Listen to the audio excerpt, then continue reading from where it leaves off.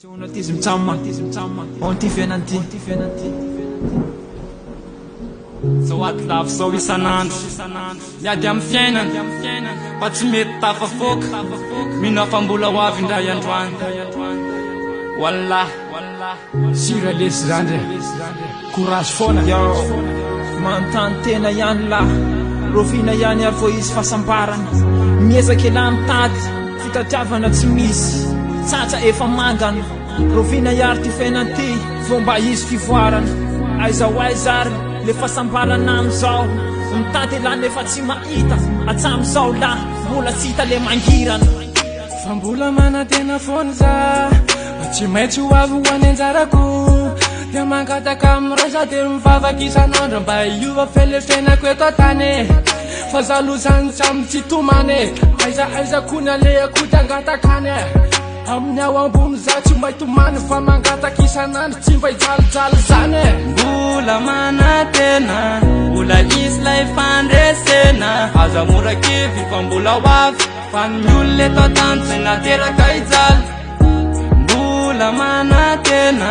mbola isy lay fandresena aza morakivy fa mbola ho avy fa ny olona eto tany tsy nateraka ijaly azakazaka amin'ny fiainana tsy atao makivy andramana ihany na dia hita mangidy eretana fonosana fijaliana amizao tena lofosana ankafizina na dia hita fa mafy mbola ho avy ny anjarany lahy atsy ho atsy ka manantena lahy no anjara mentsika aza kivy lahy aza rentsika fa mbola manantena foana za tsy maintsy ho avy ho any anjarako dia mangataka amiraisa dia mivavaky isan'andro mba iova felefenako eto tany aizanaiza misy atsika eto tany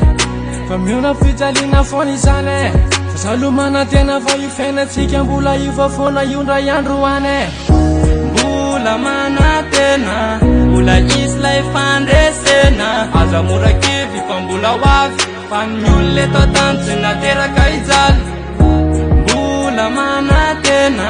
mbola isy lay fandresena aza morakivy fa mbola ho avy fa ny olona eto tany tsy nateraka ijaly manantena foany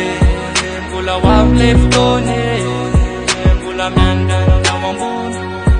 mbola isy lay fiainana mangirana manantena foany